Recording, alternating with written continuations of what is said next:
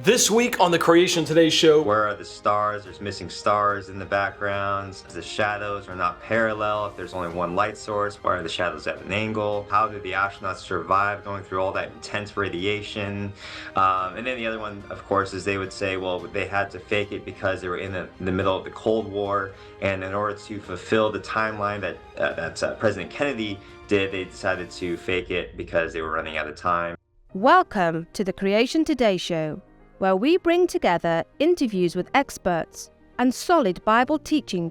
Your host, Eric Hovind, affirms the ultimate authority of God's Word, the truth of creation, and why it matters to you. Welcome to the show, ladies and gentlemen. Today we're tackling an age-old question that just won't die. Did we really land on the moon? I mean, because apparently it's 2024 and we have phones that are smarter than NASA's entire Apollo mission, but we haven't gone back to the moon? Now, some people, they think Stanley Kubrick, the guy who made 2001: A Space Odyssey, faked the entire moon landing on a soundstage. But is it possible that he could have been such a perfectionist he insisted on an on-location shoot instead? Now, I get it. Conspiracy theories are a whole lot of fun. I mean, honestly, who doesn't love a good, what if story? Like, what if Elvis is still alive? And what if the earth is flat? And what if we really did evolve from ape-like ancestors that came from self-replicating cells on the shores of the ocean 3 billion years ago? What if? But when it comes to the moon landing, I mean, we're talking about one of the greatest achievements in human history. And some people think that the real feat was actually making it look convincing on TV in the 1960s. So today we're going to come to a final conclusion on the moon landing conspiracy. Was it real, or was it a really good fake? Strap in, folks, because today is going to be one small step for logic and one giant leap in common sense. Now, if you're new to the Creation Today show, we are not always this weird, but when we are, people love it, or they hate it because they disagree, like Mike on social media, who said, "We did not go to the moon." Okay, Mike, either way, our main mission, get it, mission? Our main mission is to disciple the world one person at a time. We want to turn the stumbling blocks that keep people from seeing Jesus as the creator and redeemer of mankind into stepping stones on their journey to know the truth about God. Now, I got big news for you guys today. Big news for this show, the Creation Today show. Today, this show marks our 400th show. And I just want to say, guys, to the team, congratulations. All of you that work behind the scenes tirelessly to make all this happen. To my former co-host, Paul Taylor, Marianne Scheckelman, Ben Shetler. Man, guys, thank you for making these amazing. To the guests that I've had on the shows over the years who have brought incredible knowledge, incredible information to our people watching, to our viewers. Thank you, guys. It truly has been an incredible journey. And the fact that these shows now have been seen literally by millions of people around the world, honestly, we just feel blessed to serve so many people the truth in such a simple to understand way. The social media viewers out there, guys, thank you guys for joining us. Please hit those like and subscribe buttons. We love it. And if you want to get the full thing, come on over to creationtoday.org, where we get to explore creation today. Hey guys, in order to have an intelligent conversation on this whole moon landing business, I've invited both an astronomer and a rocket scientist to join me to help us decipher all the information that's out there. Guys, would you please help me welcome Master Rocket Rob Webb and Dr. Danny Faulkner, two friends, both from Answers in Genesis, and we'll find out if they're really Freemasons or not, because to have a good moon landing episode, you got to invite the Freemasons. Guys, are either one of you guys 33rd degree Masons? Is that because we kind of need one of those to actually have a good conversation about this, or are you guys part of the conspiracy cover-up here? Danny's got something in his office you can show. He's a little letter opener. Yeah. Danny, you got a Masonic symbol on you there? Oh, I got a. Well, while he's finding that, Rob, There we you got go. a NASA shirt I got on. a mason jar. Does that count? There you go. Mason jar. And I do have a set of dividers that go in there as well. Oh, oh, Usually oh, call that a compass, though. But oh, that's funny. I do have I do have a letter opener here that belonged to one of my grandfathers, and it's from the 150th anniversary of the Grand Lodge of Kentucky. And a lot of people out there think I'm a Mason. They said, "See, he proves it. He's got that letter opener." I said, "Yeah, I was there when they had the 150th anniversary. See, he's admitting it." Well, folks, that 150th anniversary was in 1950. Just how old do you think I am? I don't know. I think my grandmother may have given this to me. I don't know. But anyway, it's just a memento of my grandfather, my grandmother. But I'm not a Freemason, never have been a Freemason. I don't think I could join if I wanted to. So, no, I'm not a Freemason. Now, what about you, Rob? Rocket Rob, you were part of NASA, so you're definitely in on this whole conspiracy thing, right? I mean, are you going to even tell us the truth today, what we really want to know?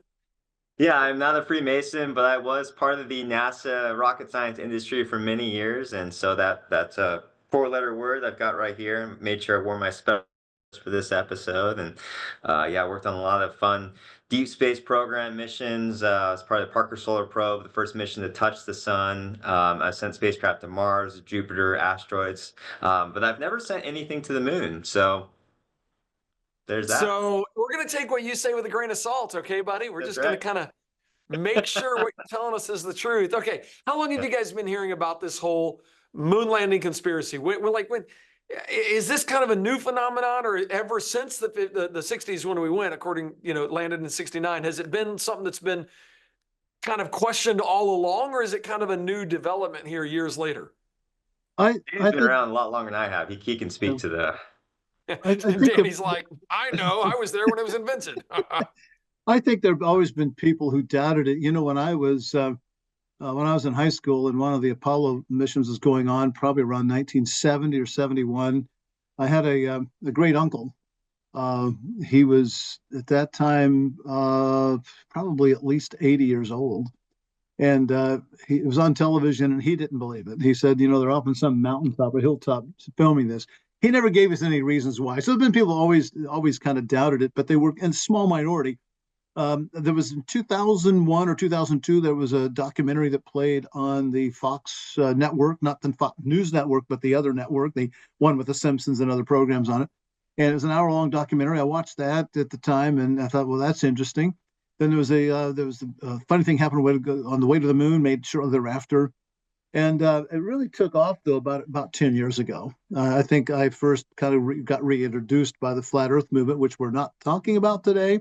But I generally don't talk about it with them because even if we didn't go to the moon, it doesn't mean the Earth isn't spherical.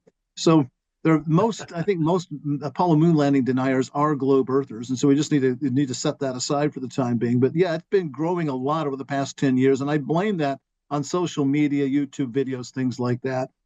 People need to unplug and go out and talk to people and get a life rather than just sitting around and watching videos all the time. Not that there's anything wrong with watching some videos. It's just that's all you're getting all your information from. It's not good. Just for me, I mean, at the Creation Museum at the Ark Encounter, I give lots of talks, and I won't even be talking about space. I'll be giving a talk on creation and evolution. But because they know I used to work for NASA, immediately their very first question, rather than asking me about the presentation itself, they'll ask me, "So, did we really go to the moon?" And they'll kind of probe me there. And to be fair, like Danny was saying, not all of them will be a flat earther. Many of them do believe that the Earth is a globe. They do believe that space is real, satellites are real, that we've even been to the International Space Station. They just doubt that the Apollo missions actually happened. And so I actually got so tired of answering questions on a month-to-month basis. What I did is I made myself a little business card, Answers in Genesis business card. So I simply just hand this out to people, little QR code, and it takes you to one of the articles I wrote on our website, answersingenesis.org. Just type in there moon landing, you'll be able to read it. So that way, it just save me some time. People can go and find the answers for themselves.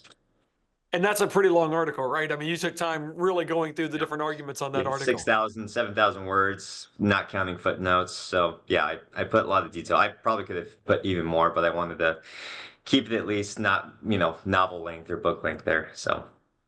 For me, it was probably a decade ago that this was coming out and the flat earth was becoming a big movement. And I started wondering, okay, let me look at these arguments. And you really do. I mean, there are some arguments that sound incredibly convincing. And I want to make sure we cover anything that's relevant today. But I happened to be somewhere where Colonel Jeff Williams was, and he's a guy who's spent, ended up spending a lot of time on the space station. And I asked him, I was like, I'm in California with some guys at ICR out there at the time. And I'm like, well, this is my chance. Like, I feel like an idiot, but this guy's an astronaut. He's been there. He's, supposedly been to space. I'm like, I want to find out. Like, am I allowed to ask, like, did we really go to the moon? And he's like, yes, we went to the moon. So I was like, okay, all right, So what are the arguments people are using? I mean, I've heard of, the flag waving and the dust argument, there's no crater and there's no stars in the photographs. So can we start picking some of these arguments that people are using to say we didn't go to the moon or that it was faked, and talk about why we would claim that? Why did we go to the moon in the first place? And then how do we fix these problems that people have when they're looking at that? I remember the flag wave argument that came from that movie over 20 years ago. I saw on Fox Network, and it was they showed the video of the astronauts there, and they're standing there with the flagpole, and they're turning the flagpole, and sure enough, the flag is waving like there's a breeze blowing on it. So see, that's impossible. There's the vacuum of space. There's no atmosphere on the moon. And I had to laugh because it was pretty obvious what was going on. People may not realize it today, but I remember this being discussed because I was a teenager at the time during the Apollo program. The flags they put up had a little wire that ran along the perimeter of the flag, because if you just simply had a regular flag and you put it up there with no wind on the moon, it's just going to hang down and you can't tell what it is. So in order to make it stand up like a flag is supposed to, like there's a big strong wind blowing it, they put that little wire frame around it. Now, the lunar regolith, the soil, is real thin layer of fine dust, and then there's like rocky, gravelly like material goes down deeper. It's pretty hard packed stuff.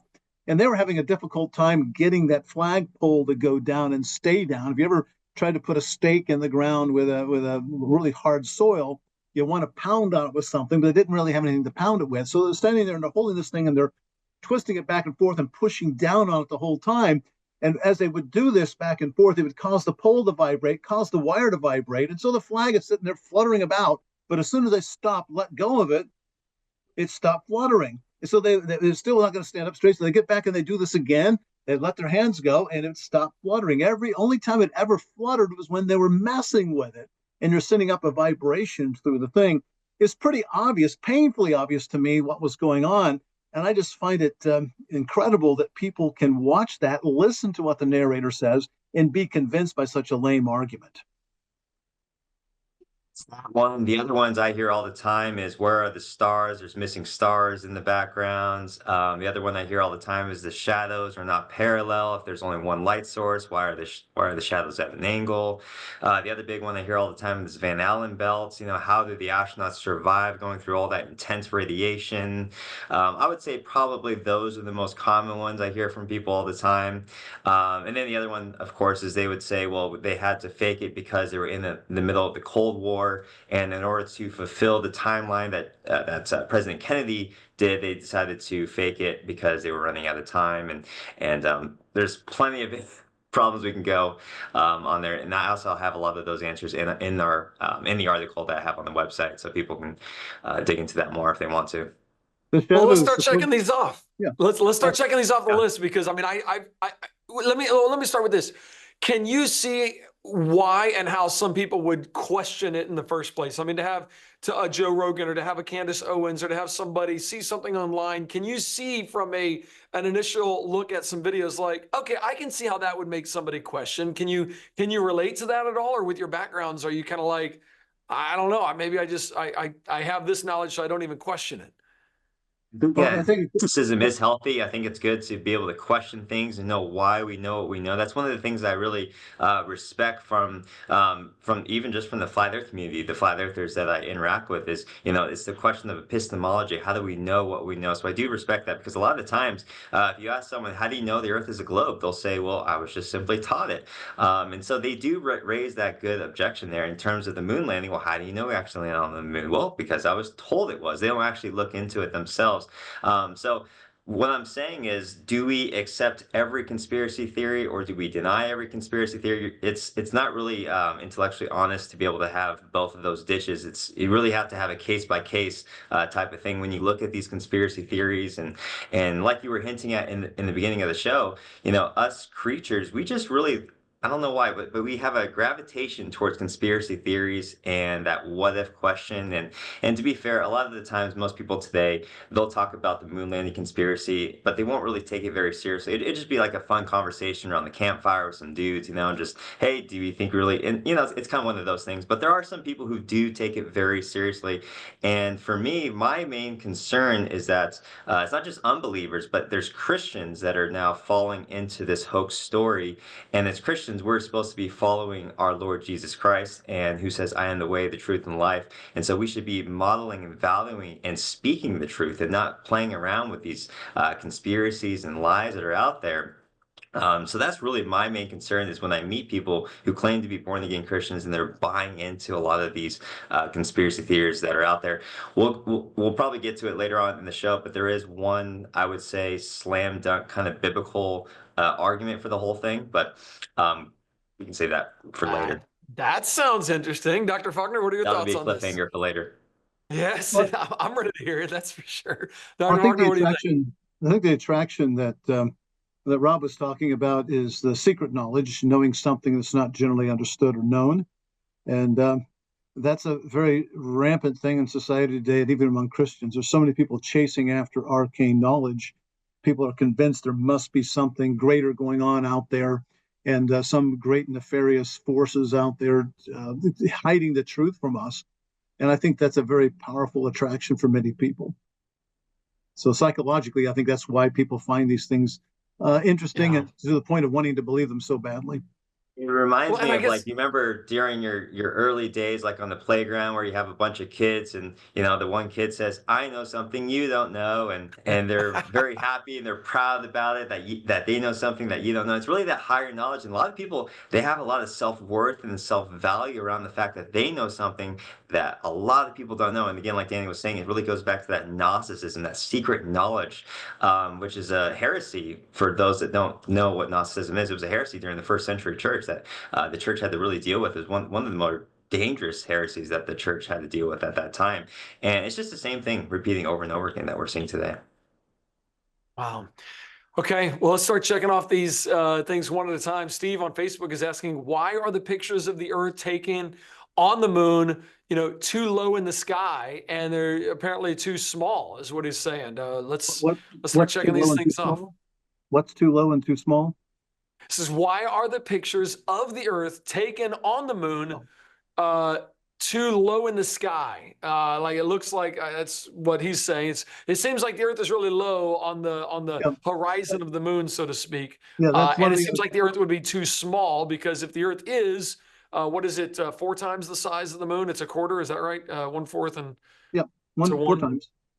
4 times. So how come the Earth looks the same size as the moon, so to speak, as the moon looks to us from Earth? I guess that's the question. One of the arguments I've seen have shown Apollo astronauts on the surface of the moon, and indeed low in the sky behind them is the moon, as the Earth sitting there, and they point out that they show where the landing sites were, and they said that the Earth was really high up in the sky.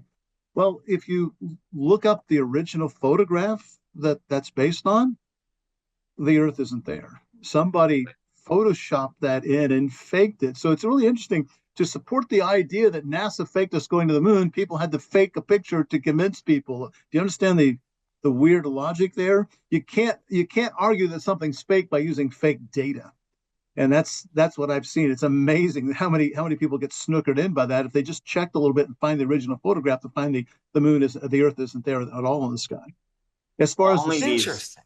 If only these moon landing conspiracy guys would apply the same level of skepticism that they apply to NASA towards their own selves in all the videos that they're watching on YouTube, they would be able, like Danny was saying, you'll see that a lot of these memes, people put them together, they Photoshop them, they made these fake photos in order to try to convince people that NASA is producing, fake photos. It really doesn't make any sense at all. Well, that brings I up the question why somebody would fake the photo. And I suspect that many of the people who started this and keep pushing it are in on the gag. They are doing this as a joke to see how many people they can punk. When I was watching that Fox network program over 20 years ago, throughout the thing, I kept thinking, this is so bad. I think the producers of this were putting together something just to play with people. And it's just really kind of funny, but sad at the same time that millions of people were convinced by it. And I think there is something nefarious going on, but it's the pranksters who are making you think it was faked who are really the nefarious agents involved. They're making fun of people who are gullible enough to believe their arguments. I've always wondered if it really gained popularity, of course, with the advent of social media and YouTube and things like that.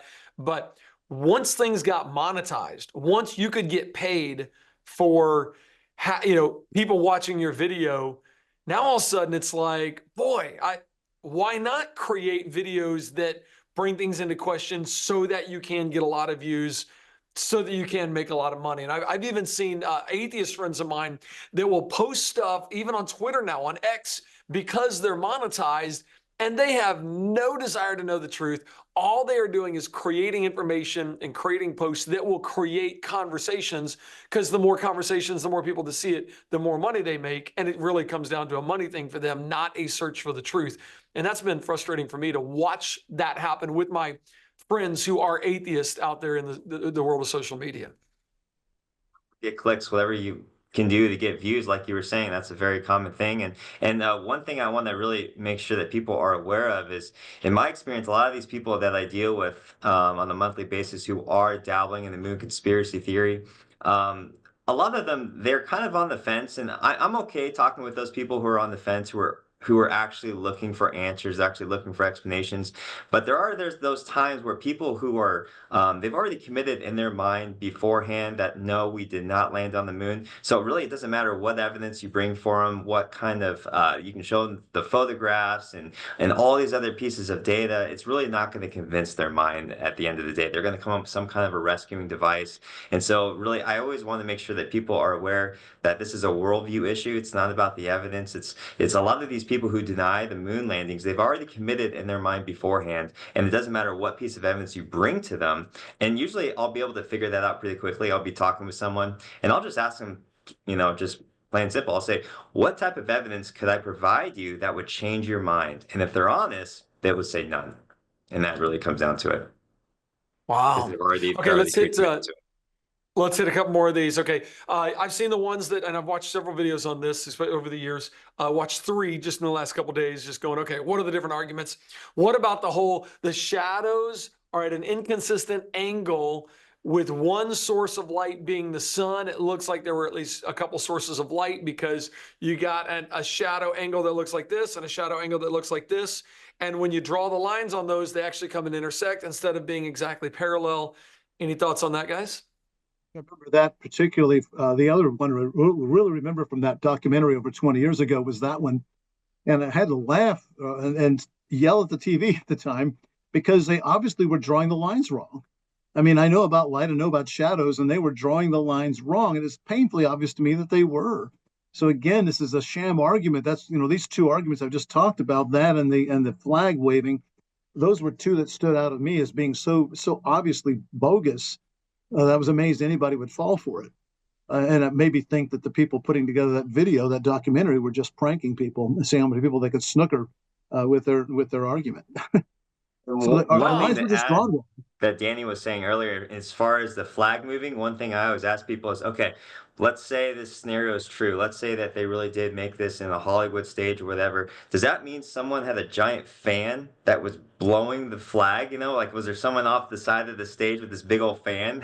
That's possibly, I mean, and usually you bring that up and then they'll just change the subject. But going back to the shadows, like Danny was saying, this is really a very silly argument, because you can go outside right now and you can do that experiment for yourself. Just is wait until the sun is low, and you wait until those shadows, and you can take a picture, and you can see that for yourself. That you'll see that all of the lines from your photo is going to look kind of like in that angle direction. And the reason why is because you're trying to take a three-dimensional, trying to impose it onto a two-dimension. It's something that we call geometric perspective. It's something that artists have been using for a long time. I always tell people, have you seen any of the paintings, that people used to do over the last few hundred years, where where a lot of the painters and artists will actually take advantage of that. You'll see some of the paintings of like the railroad tracks and the buildings. They kind of angle towards a single point, and it's kind of like that same type of idea there. So yeah, I was actually looking at it. If you take it, especially at a slightly wider angle versus a telescopic angle, and their cameras were definitely a wider angle, they're getting a big field of view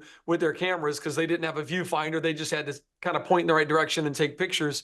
And if you do a slightly wide angle, you're literally creating a spot where if you're in the middle, your shadows are going to come and converge on a point, depending on where you're standing with a wide angle lens. So I love it. Hey, if you think that this, and I'll put it in the post, this image and that this is accurate, go outside and have two poles, stand there, take some pictures in the center of the two shadows and watch those shadows feel like in your image, those are coming together. So if you disagree, send an email to me with your photographic evidence from here on Earth, Eric Hovind at creationtoday.org. We'd love to hear from you on that. People all the time. I tell people, get off the couch, get off the internet, go outside and start doing these experiments.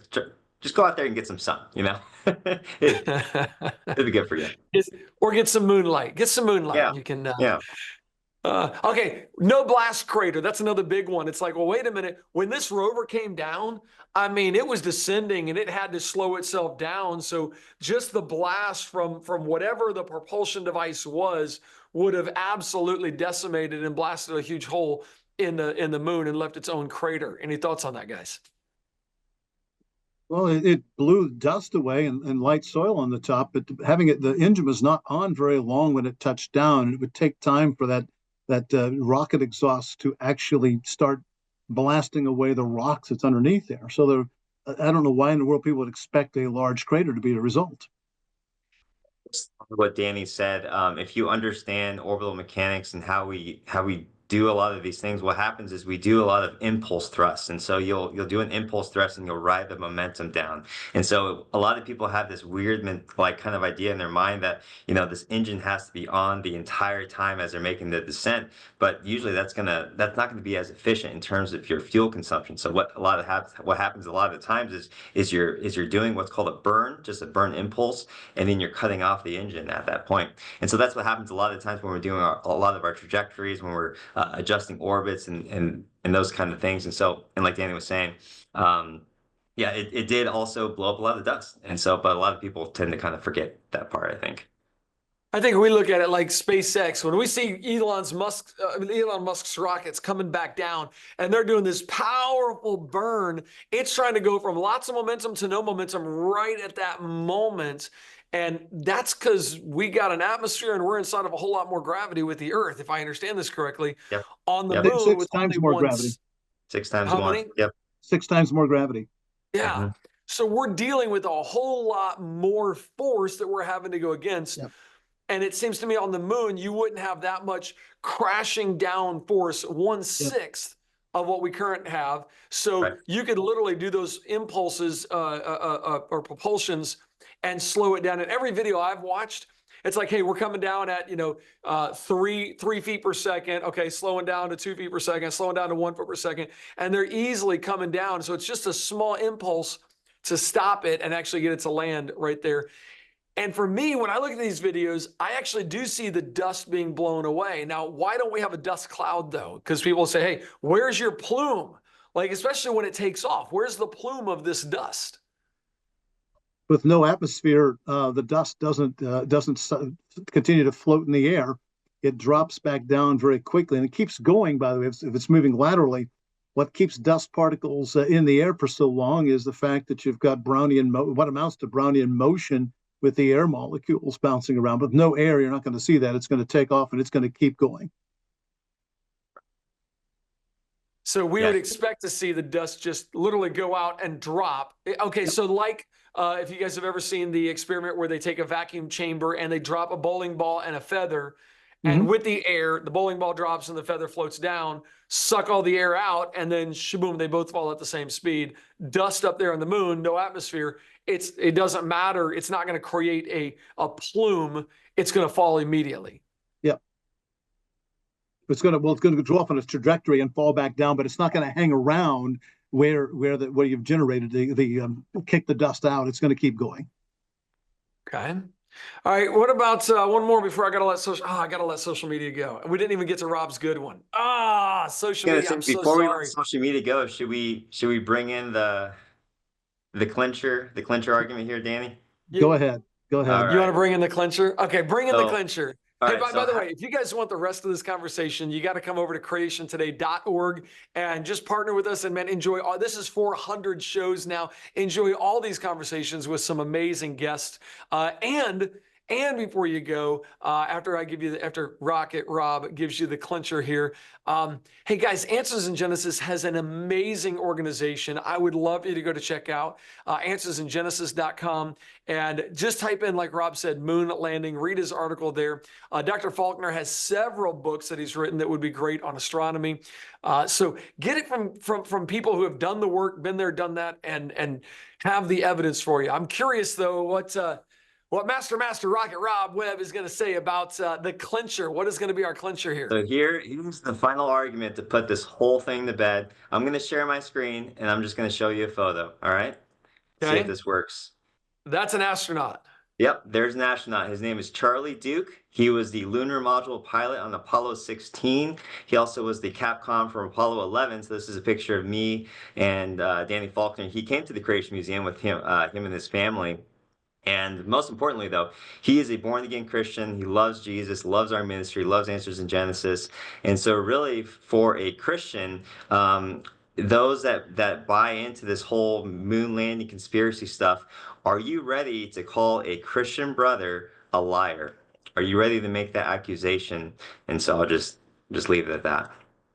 Wow. Now, it is true. I mean, if these were fake, if this did not happen, is it possible, Rob, you worked at NASA, is it possible to have literally thousands of people keep a conspiracy like this quiet? Is that even a possibility? No, I worked in the aerospace industry for many years. I worked on many government programs, and I always tell people, if you've ever been to a DMV before, that's essentially how NASA and government agencies, that's how they run their programs. They're very inefficient. And I mean, if you just look at it from a big picture, I mean, just imagine the number of people, hundreds, if not thousands of people that had to be around. And human beings, we're not very good at keeping secrets, and it gets exponentially worse the more and more people you have involved. And so it really, it's just really a silly claim. So I have one more picture. I don't know if you guys can see this one as well. So this is a family. This is my family, my three kids. Awesome. Can you guys see that? Yes. So That's special. there's my 3-year-old. He's got his little astronaut outfit on, and it was great. As soon as he met Charlie, he walked right up to him and said, "I'm going to Mars." And Charlie's like, "Okay, this bum, go for it, man." So they were excited to meet them. That's Charlie's wife, Dottie, on the right there. And that's Dottie there. And so this is us at the Creation Museum. And going back to the, as Christians, whenever we want to settle a matter, it's very important we go over to God's word. What does God's word say? How do we settle these things? And God's word says you have to have 2 or 3 credible witnesses. We have Charlie Duke. We also have Jim Irwin, who's no longer with us. Those are 2 born-again Christians right there who have walked on the moon. So we have 2 credible witnesses who have walked on the moon. And so right there, we have eyewitness testimony. These guys have written books on it. They've spoken about it. Again, born-again Christians. And so those who deny the moon landing, you have to be ready to call your 2 Christian brothers liars. And that's called slander. Slandering is a very serious thing in the Bible. The Bible repeatedly condemns against lying against brothers and slandering others. Wow. Good information, guys. Okay, I still want to know about like some of the anomalies and the photographs and the videos. Like, what about? Where did that footage go? Why did they, quote, erase it? What about technology and why we haven't gone back? Is it possible to just do all this in slow motion and recreate what they did? But okay, we'll talk about that with just our partners. If you want to join the rest of the conversation, please come over to creationtoday.org. Partner with us and get every single conversation we've ever done, plus everything we do in the future. We don't even put a price on it. You get to name your own price. You pay whatever you want and just help us reach the world with the gospel. That's the whole point of it. We got a lot more people to reach with the truth of the gospel. And I think this is important. And here's why this matters before I let you go, even though I was supposed to let you go 6 minutes ago. This matters because truth matters. Jesus says, I am the way, the truth, and the life. And I don't know about you, but I want the truth. And I don't want you, and I don't want me, and I don't want my friends and my family to be hurt by lies. We want the truth. Jesus says the truth is what's going to ultimately set you free, and I want you to be free. So keep studying these truths. I encourage you to check this out. Check out the articles on the websites. But even going deeper than that, I mean, there are people that claim Jesus never existed. You need to look in that one because he did. Jesus didn't die on the cross. He didn't raise from the dead. I'm telling you. These things have so much information, so much evidence, including God's word as the foundation, that if this is true, it has big implications. And that's why this is so important. All right, I look forward to seeing you guys next week. Should be a fantastic conversation next week as I'm actually talking about world religions, and we're going to go into the Catholicism and say, all right, who's right? Are the Catholics right? So some of you are Catholic and you got friends that are Catholic. I got to tell you, the whole Pope endorsing evolution was a big problem for me. We'll talk about that next week. See you guys then.